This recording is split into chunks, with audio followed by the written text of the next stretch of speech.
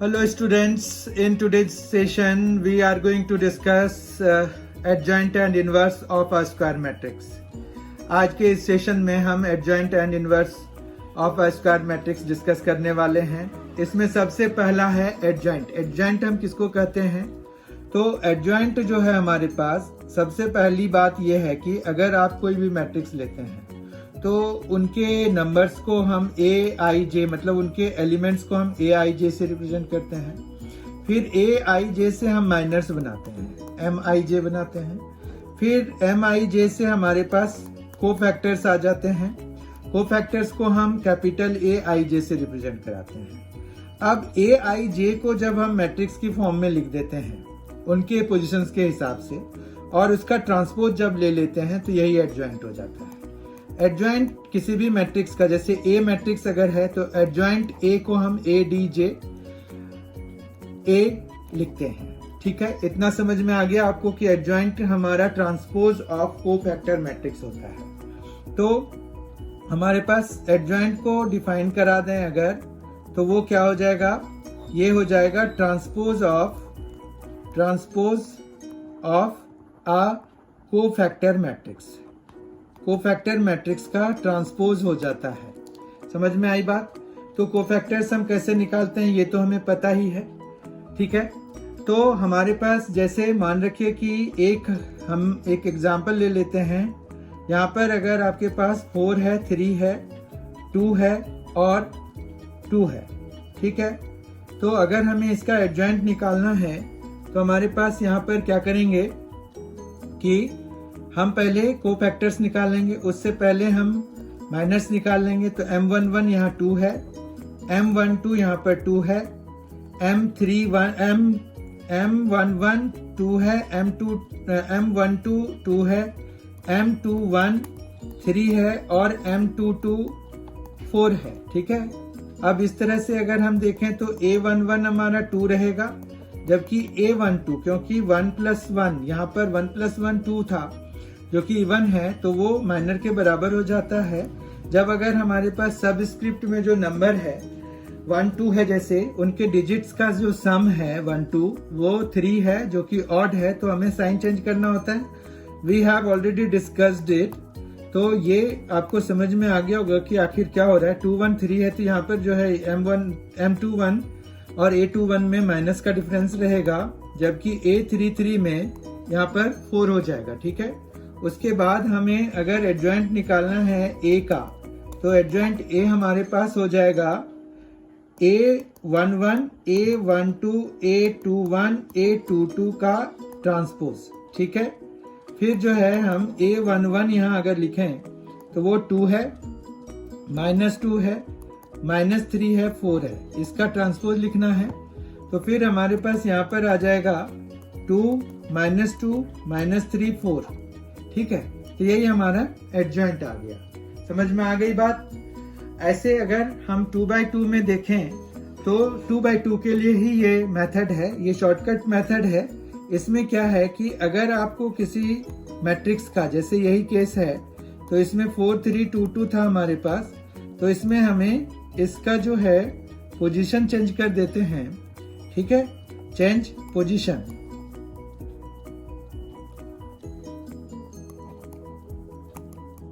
Position change कर दिया, और इसका जो है हमें, इन दोनों का हमें चेंज साइन। ठीक है, चेंज साइन।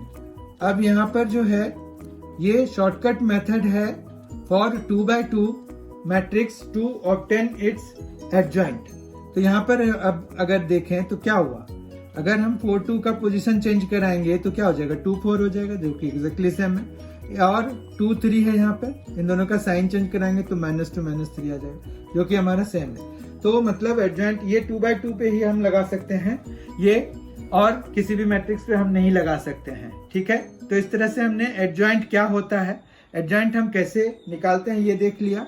अब इस पर हम एक थ्योरम करते हैं, जिसके हिसाब से हमारे पास क्या होता है थ्योरम 1 में, कि अगर एडजॉइंट A इंटू ए है या ए इंटू एडजॉइंट ए है, ठीक है, ए इंटू एडजॉइंट A है, तो हमारे पास ये डिटर्मिनेंट A इंटू आई के बराबर हो जाता है। ये हम सिर्फ वेरीफाई करेंगे, इसको हम प्रूव नहीं करेंगे। प्रूव इसका हमें पूछेंगे नहीं, सिर्फ वेरीफाई करने के लिए कहेंगे।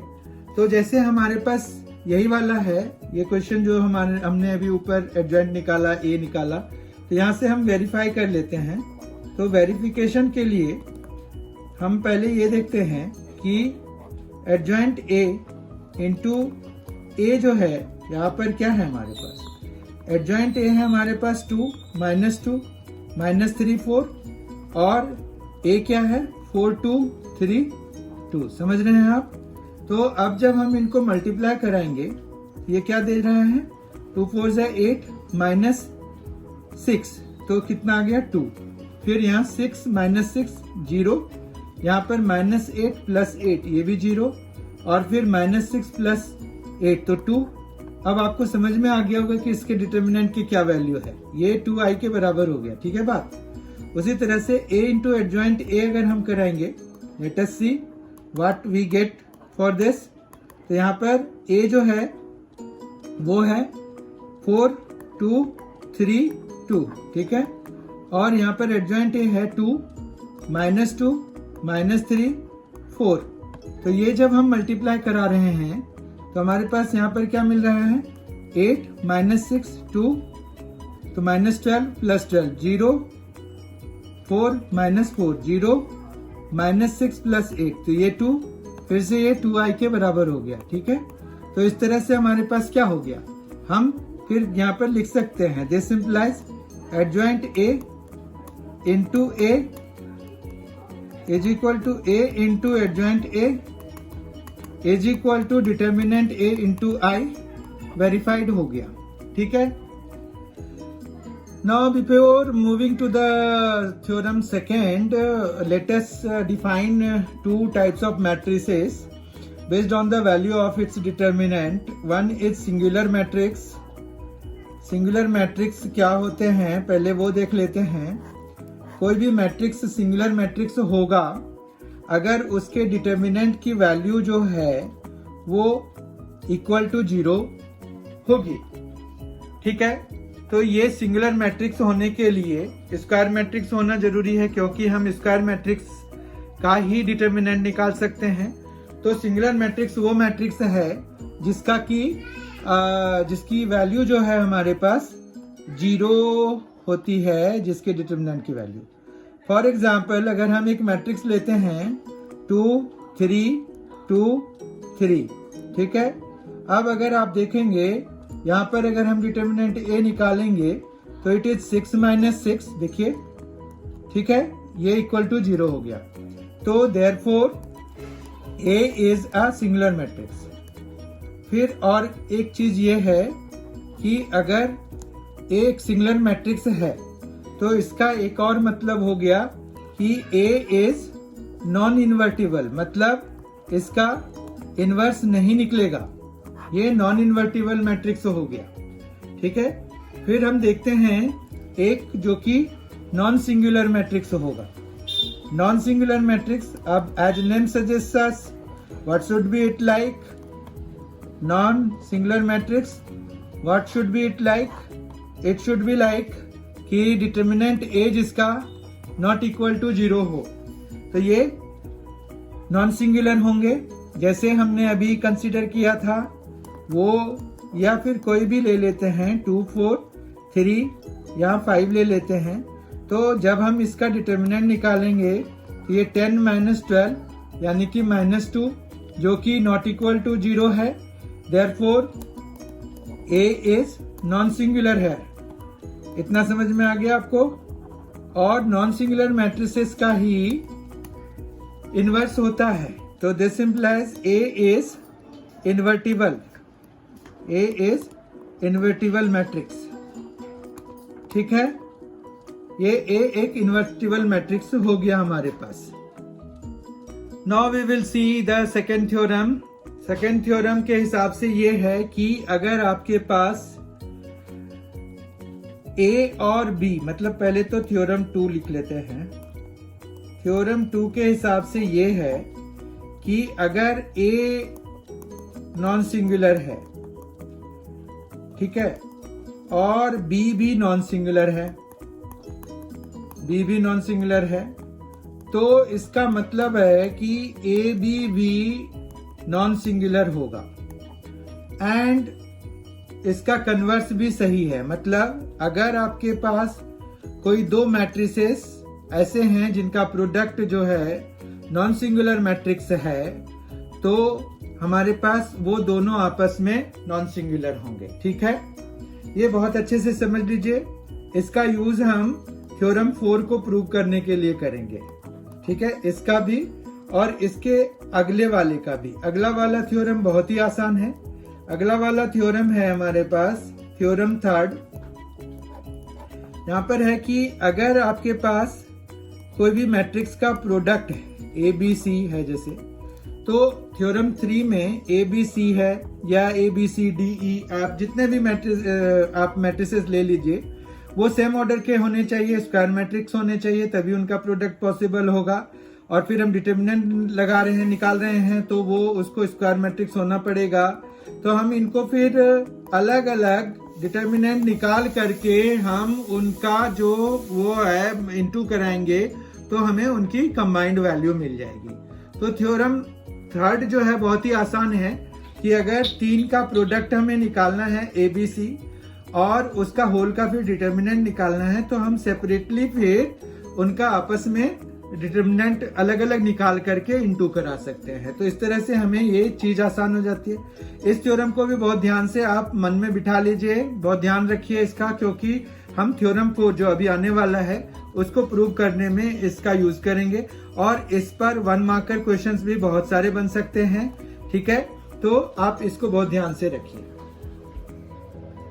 आइए अब हम थ्योरम 4 देख लेते हैं। थ्योरम 4 है A square matrix A is invertible if and only if A is a non-singular matrix। ये जो है थ्योरम बहुत ही इम्पोर्टेंट थ्योरम है। अगर हम इसको देखें तो हमारे पास यहाँ पर क्या है कि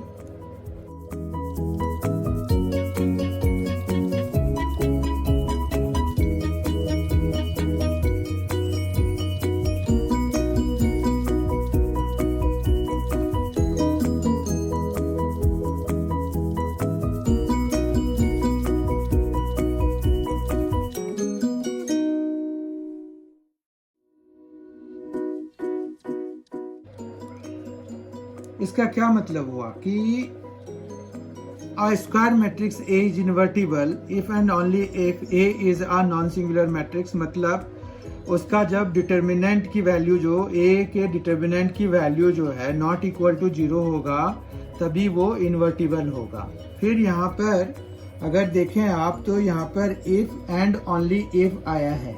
if and only if आने का मतलब ये हुआ कि हमें इसको दोनों तरीके से प्रूव करना पड़ेगा। मतलब एक बारी हम ए को इन्वर्टिबल मैट्रिक्स ले लेंगे और फिर हम ये दिखाएंगे कि वो ए जो है वो नॉन सिंगुलर है, और दूसरी बारी में हमें ये दिखाना होता है नॉन सिंगुलर ले करके फिर वो दिखाना होता है कि वो एक इन्वर्टिबल है। अब यहाँ पर इन्वर्टिबल मैट्रिक्स हम सपोज कर लेते हैं पहले। तो यहाँ पर हम प्रूफ के लिए देखते हैं, प्रूफ में कि let A be N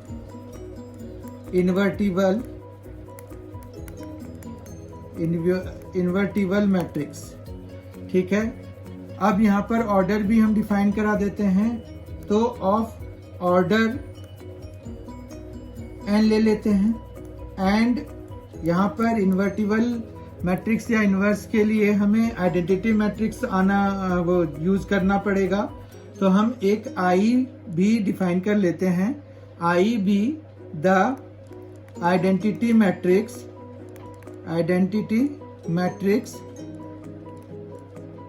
of order n. ठीक है, इतना समझ में आ गया। हमने क्या किया, ए को इन्वर्टिबल मैट्रिक्स सपोज कर लिया, उसका ऑर्डर हमने एन रखा हुआ है, तो ऑब्वियस है इन्वर्टिबल मैट्रिक्स है तो हमें जो है ये एक स्क्वायर मैट्रिक्स ही होना चाहिए। तो फिर हमारे पास यहाँ पर क्या होगा कि अगर इन्वर्टिबल हमने सपोज किया हुआ है तो उसके डेफिनेशन के हिसाब से यहाँ पर यही होगा कि then there exist a square matrix B, a square matrix B of order n। यहाँ पर जो भी ऑर्डर होता है उसके इनवर्स का भी ऑर्डर सेम ही होता है, तो of order n such that, यहाँ पर क्या होगा, सच दैट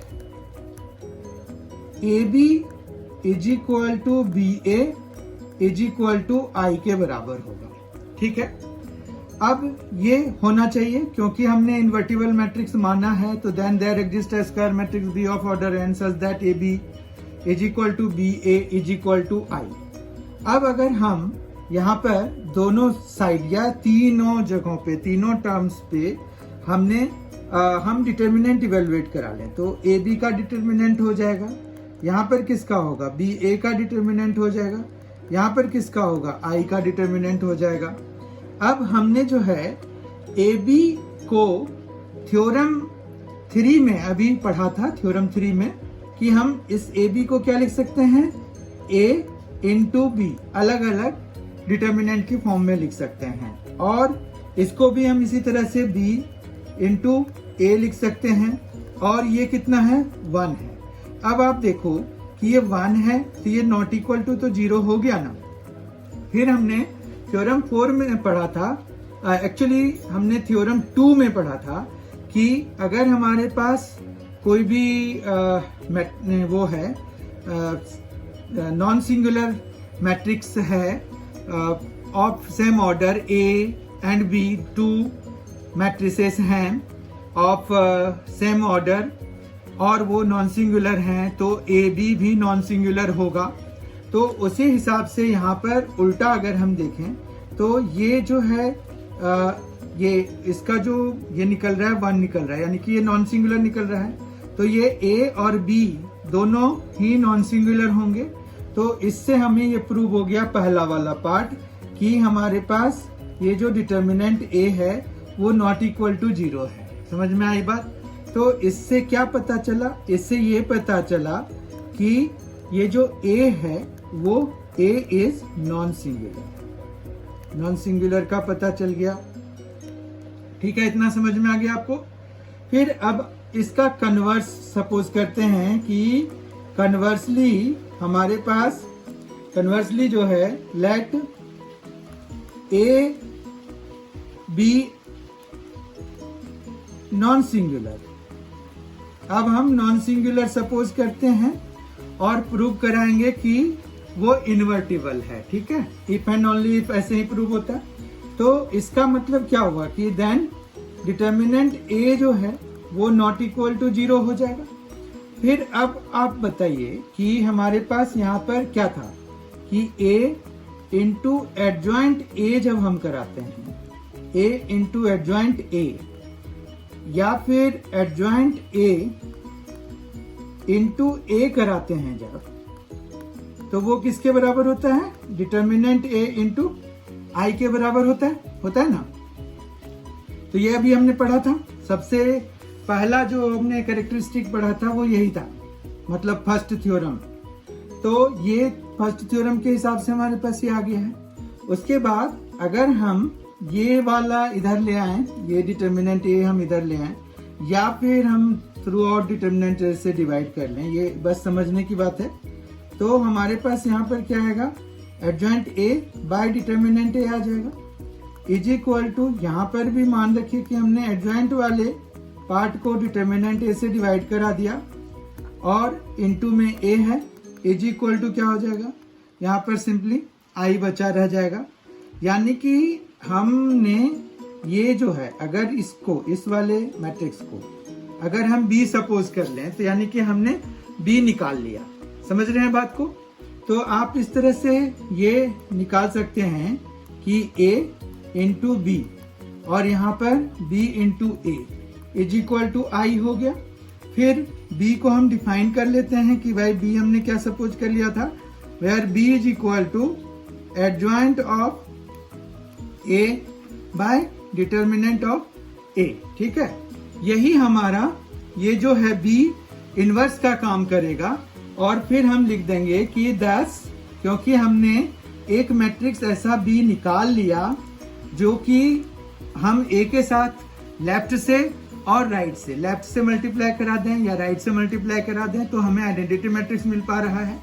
यानी कि हमने ए का इनवर्स ढूंढ लिया, मतलब एक ऐसा मैट्रिक्स हमने ढूंढ लिया जो कि जब हम ए से मल्टीप्लाई कराते हैं तो आइडेंटिटी मैट्रिक्स मिल जाता है। यानी कि बी जो है इनवर्स है ए का। तो यहाँ पर 10 ए is invertible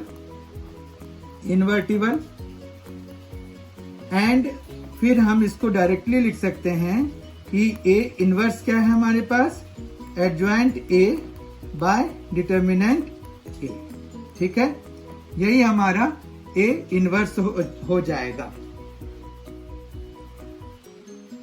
now let us prove one thing is कि अगर आपके पास ए बी का होल इनवर्स दिया हुआ है तो वो B inverse into A inverse के बराबर होता है। ये प्रूव करना है अगर, तो हम यहाँ पर ये ले लेते हैं कि वी नो दैट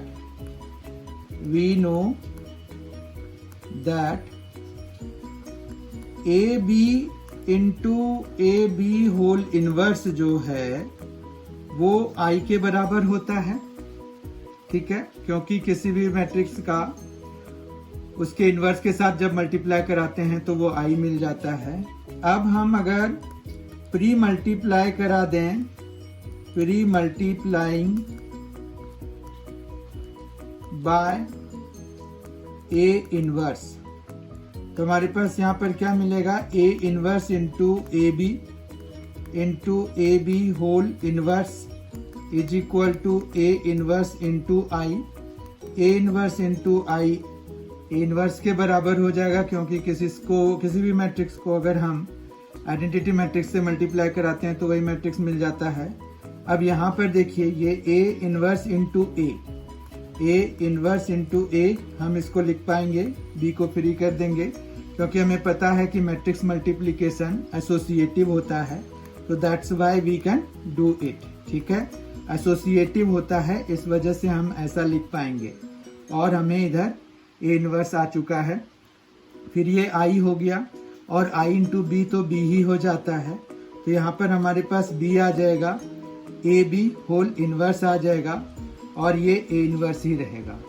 फिर हम क्या करते हैं, फिर से pre multiplying by B inverse करा देते हैं, यहाँ पर प्री मल्टीप्लाइंग करा देंगे तो हमारे पास यहाँ पर क्या हो जाएगा, फिर से ये आई हो जाएगा और हमारे पास I into A B whole inverse हो जाएगा। जबकि इधर हमने जब बी इनवर्स से मल्टीप्लाई कराया, यहाँ पर कराया तो यहाँ भी कराएंगे, तो ये हमारा B inverse into A inverse हो गया। इस तरह से हमारे पास A B whole inverse is equal to B inverse into A inverse हो जाता है।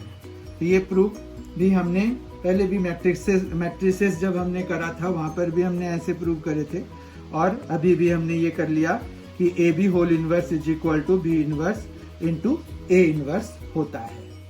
अब चीजों को और क्लियर बनाने के लिए let us do some solved example.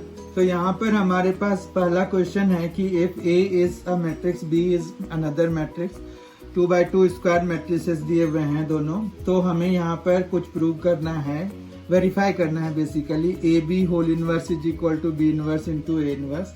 तो सबसे पहले हम ए बी निकाल लें। ए बी निकालने के लिए हमारे पास क्या हो जाएगा, 2 1 3 -4 और इधर बी 1 -1 -2 3। जब इनको हम सॉल्व करेंगे तो हमारे पास यहाँ पर क्या आ रहा है, 2 -3, तो ये आ जाएगा -1। फिर यहाँ पर -4 + 9, तो ये आ जाएगा 5। ये हो गया 1 + 4, तो ये भी 5 हो गया। और फिर ये हमारे पास -2 एंड -12, तो -14 हो गया। We have got this A B हमने निकाल लिया। अब हम अगर ए बी का डिटर्मिनेंट निकालना चाहते हैं तो वो आ जाएगा 14 - 25, जो कि है -11। इसका मतलब ये हो गया कि हमें ये नॉट इक्वल टू 0 मिल गया। इसका मतलब ये हुआ कि हमारा ए बी जो है वो इन्वर्टिबल है। अब हम एडजॉइंट ऑफ ए बी निकाल लेते हैं। एडजॉइंट ऑफ ए बी निकाल लेने के लिए हम जो है वो शॉर्टकट टेक्निक जो हमने डिस्कस किया था अभी थोड़ी देर पहले वो लगा लेते हैं। उसमें हमें क्या करना होता है, इन दोनों के पोजीशंस को चेंज करना होता है। तो यानी कि -14 और -1 हो जाएगा। फिर इन दोनों के साइंस को चेंज करना होता है, तो यानी कि -5 और यहाँ पर भी -5 हो जाएगा। ये सारे नेगेटिव टर्म्स आ गए हमारे पास, ठीक है। फिर हमारे पास अभी हमने देखा कि ए इनवर्स क्या होता है, तो ए इनवर्स होता है 1 by determinant A into adjoint A, या फिर adjoint A by determinant A जो है। तो यहाँ पर adjoint A B by determinant A B जो है वो ए बी इनवर्स दे जाएगा। तो ये हम इस तरह से लिख सकते हैं कि एडजॉइंट ए बी और अपॉन में डिटर्मिनेंट ऑफ ए बी हो जाएगा, ठीक है। ये समझ रहे हैं आप।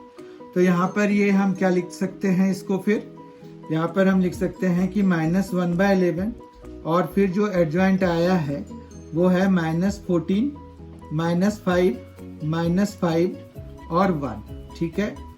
तो ये हम इसको इक्वेशन 1 की तरह सपोज कर लेते हैं। उसके बाद हम जो है दूसरी चीज निकालते हैं, यहाँ पर बी का डिटर्मिनेंट निकाल लेते हैं। बी का डिटर्मिनेंट है 3 - 2 यानी कि 1, ये भी नॉट इक्वल टू 0 है। फिर एडजॉइंट बी निकालते हैं। एडजॉइंट बी जो है हमारे पास वो फिर वही शॉर्टकट टेक्निक से निकालते हैं। तो वो है हमारे पास 3, 1 और 2 एंड 1। यहाँ पर क्या हुआ, इन दोनों के साइन चेंज कर दिए और इन दोनों के पोजीशन चेंज कर दिए। तो इस तरह से हमारे पास बी इनवर्स भी निकल जाएगा क्योंकि ये नॉट इक्वल टू 0 है, और यही एडजॉइंट ही हमारा बी इनवर्स हो जाएगा क्योंकि डिटर्मिनेंट की वैल्यू 1 है। जब भी आपके पास ऐसा सिचुएशन आए जिसमें कि डिटर्मिनेंट की वैल्यू 1 हो जाए तो उसका एडजॉइंट ही इनवर्स का काम कर जाता है, ठीक है। तो यहाँ पर हमारे पास ये आ गया कि हमारे पास ये 2/2 के लिए 2/2 के लिए वो एडजॉइंट ही इनवर्स का काम कर जाएगा। यहाँ पर 3 और 1 आ गया हमारे पास, या फिर वो 3/3 के लिए भी वैलिड होगा, वो किसी के लिए भी वैलिड होगा, ठीक है। तो ये आ गया हमारे पास बी इनवर्स, इसको हम 2 मान लेते हैं। फिर हमारे पास डिटर्मिनेंट ए निकालते हैं। डिटर्मिनेंट ए हमारे पास है -8, -3, ये -11 हो गया जो कि नॉट इक्वल टू 0 है। फिर हम एडजॉइंट ए निकालेंगे। एडजॉइंट ए जब निकालेंगे तो वही शॉर्टकट अप्लाई करते हैं हम यहाँ पर। ये आ जाएगा -4, 2, -3 और -1, ठीक है। आपको समझ में आ गया। अब हम यहाँ पर ए इनवर्स निकाल लेते हैं। ए इनवर्स के लिए हमारे पास क्या होगा, एडजॉइंट ए बाय डिटर्मिनेंट ए। तो डिटर्मिनेंट ए को हम पहले लिख लेते हैं, और यहाँ पर -4, -3, -1 और 2, ठीक है। अब हमें क्या करना है, B inverse into A inverse करना है। B inverse into A inverse हमारे पास आ जाएगा। बी इनवर्स है 3, 2, 1, 1, फिर इंटू में -1/11 और फिर डिटर्मिनेंट है -4, -3, -1 और 2। तो हम -1/11 को एक साइड रख के इन दोनों को मल्टीप्लाई करके लिख सकते हैं। तो ये -12 - 2, तो ये -14 हो जाएगा। फिर हमारे पास ये है -9 + 4, तो ये -5 हो जाएगा। ये -4 - 1, तो ये फिर से -5 हो जाएगा। यहाँ पर 1 है। फिर ये -3 + 2, तो ये -3 और +2, तो ये -1 आ जाएगा, ठीक है। -3 + 2 ये -1 आ जाएगा। और यहाँ पर अगर हम देखें तो ये भी माइनस ही है, ये वाला, ठीक है।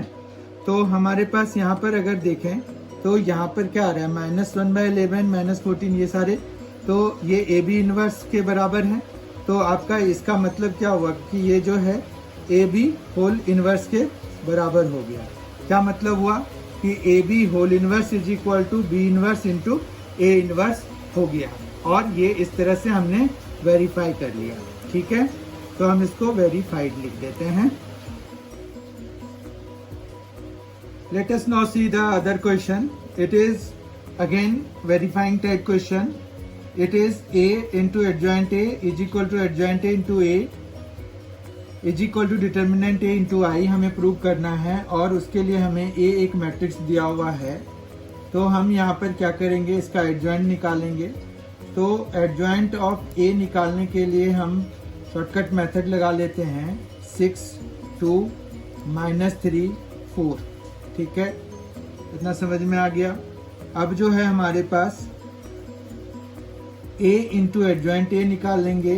a इंटू एडजॉइंट ए जो है हमारे पास वो है 2 -4 3 6 6 4 -3 2।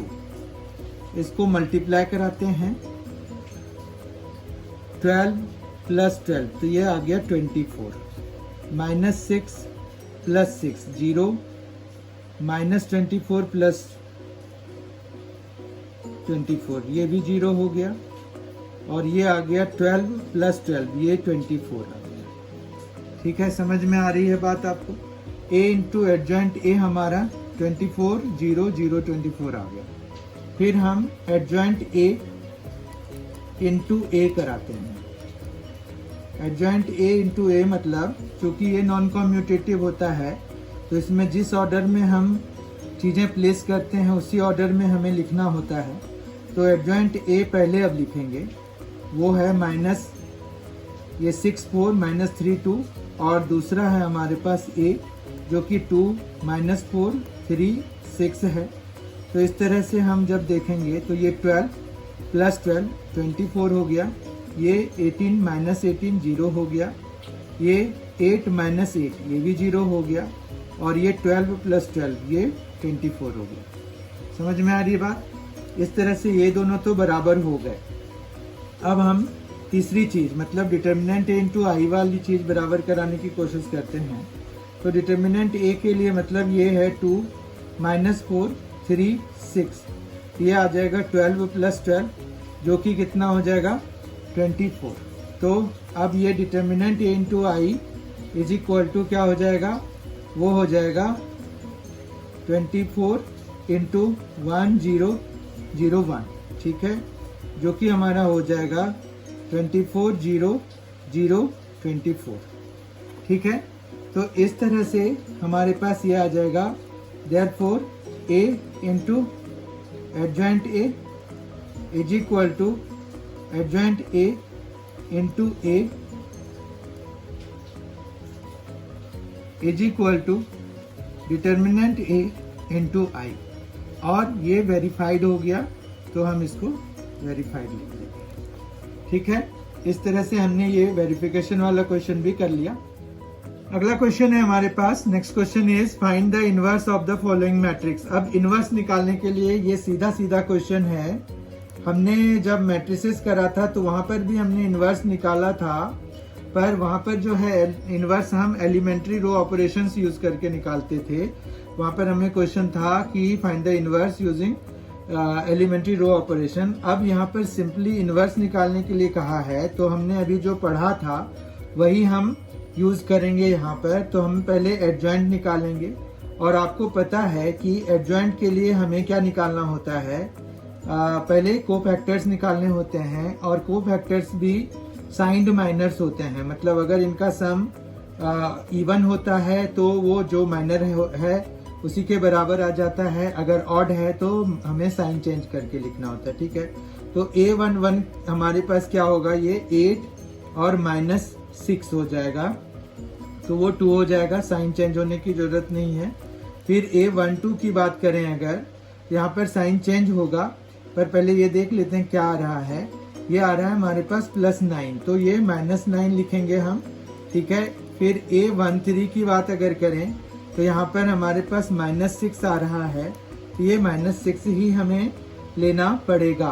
ठीक है, फिर हमारे पास A21 की बात करें अगर, तो A21 हमारे पास -4 और ये +4, -4 +4 तो 0 है। 0 के सामने में तो माइनस लगा दो, प्लस लगा दो, कोई फर्क नहीं पड़ता है।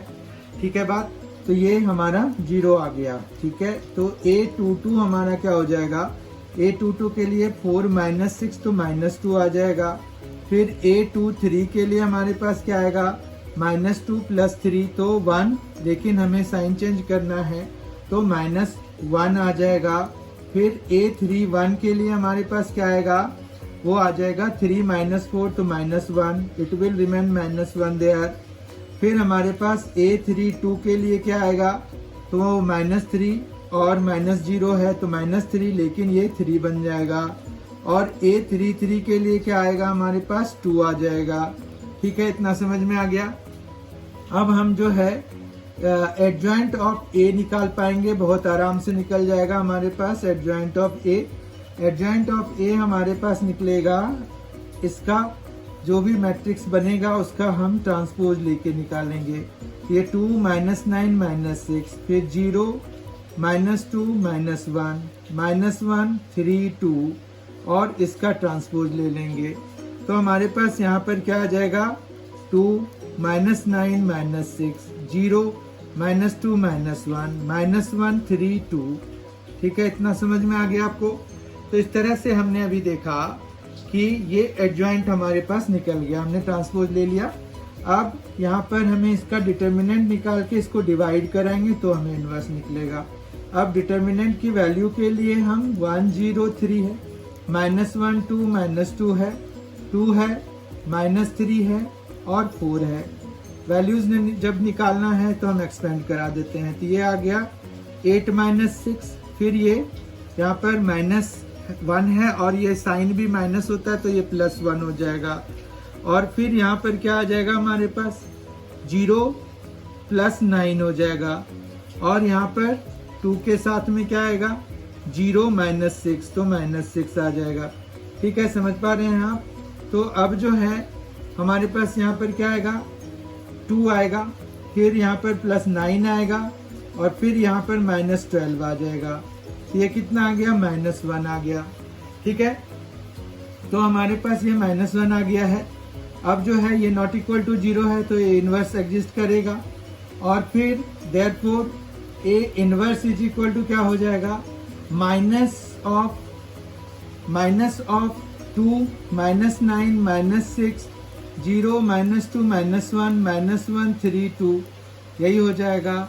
या फिर हम इसका माइनस भी एडजस्ट कर देते हैं, ये 0 2 ये आ जाएगा, इस तरह से कुछ। ठीक है, तो ये हमारा क्या आ गया, ए इनवर्स आ गया। Let us see the another question. It is if determinant is equal to 3 then what will be the value of a cube। अब ये जो है हमारा थ्योरम 3 था ना हमारे पास, 3 में हमने देखा था ना कि ए बी होल डिटर्मिनेंट अगर करते हैं तो डिटर्मिनेंट ए इंटू बी हो जाता है। तो अगर हम यहाँ पर देखें तो ये क्या है, ये है a इंटू ए है ना। तो फिर अगर हम वो वाली प्रॉपर्टी लगाएंगे तो determinant A into determinant A into determinant ए हो जाएगा। तो इस तरह से ये आ जाएगा 3 इंटू 3 इंटू 3, तो ये हो गया 27। समझ में आई बात। तो ये आपको एमसीक्यू में भी पूछ सकते हैं, फिल इन द ब्लैंक्स में भी पूछ सकते हैं, या 1 मार्कर क्वेश्चन में जिसमें कि कुछ लिखना होता है उसमें भी पूछ सकते हैं। तो इस तरह का ये डायरेक्ट प्रॉपर्टी बेस्ड क्वेश्चन आसान होते हैं, पर ये प्रॉपर्टीज बेस्ड क्वेश्चंस जो हैं ट्रिकी भी होते हैं। कारण ये है कि अगर आपको वो प्रॉपर्टी अप्लाई करना नहीं आया तो दिक्कत आ जाती है। इस तरह से अब ये आखिरी क्वेश्चन था आज के सेशन के लिए। आई होप आपको ये सेशन पसंद आया होगा। Thank you so much.